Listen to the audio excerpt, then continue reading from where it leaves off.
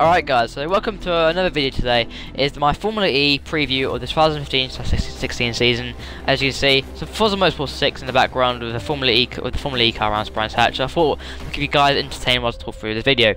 So, as you can see, we're in the car of Nelson Piquet Jr., the car that won him the last year's championship. Obviously, the reigning world champion. Going into the season, we'll be competing against 19 other drivers this season.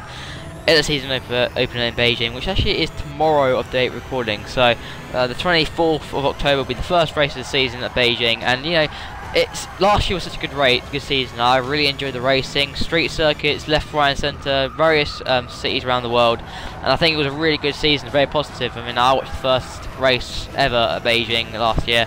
And I watched the whole season. It was so enjoyable to see, you know, the ups and downs of drivers. I mean, we had something like, I think, 6 different drivers win races out of 10 races.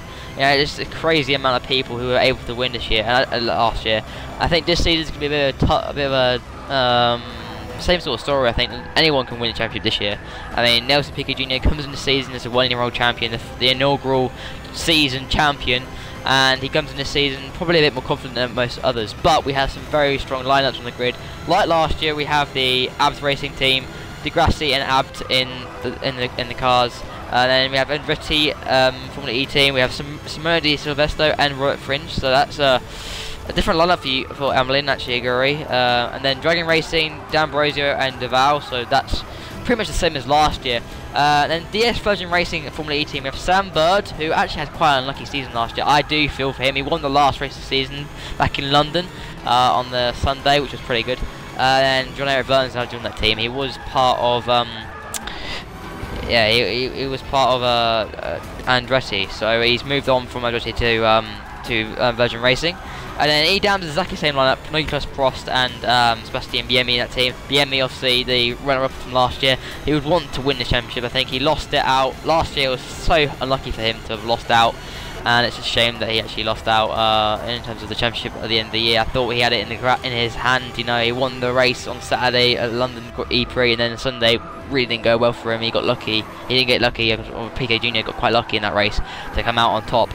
And then Mahindra, again, different lineup this year. We have Bruno Senna, who stays in the team, but then Nick Heifeld takes it from Corinne Chaddock, who was actually, Heifeld was actually in the Venturi team, so that's the new lineup. And then next we have Nelson Piquet Jr. and Oliver Turvey. I think he's part of the McLaren Young Drivers program, so he's in that seat. And Team Aguri, we have Alex and Antonio Felix Acosta, which is pretty good, and Nathaniel Burton, so a new driver on the grid. So that's going to be quite interesting to see. And in Truly team, we have Antonio Luzzi and Salvador Duran. And Venturi, we have Stefan Sarazan, and we have Jacques Villeneuve. So a veteran and myself has come back to racing and enjoying some green technology and some racing. So that's quite an interesting grid for this season. But for my predictions of Beijing, I think it's going to be very tight to predict.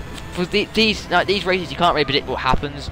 But I think look out for some very close to racing. Last year we had the incident between Prost and Heidfeld, the last corner of the last lap. That was just crazy. This season's going to be, it's very hard to predict these races, to be honest, because these cars are very similar.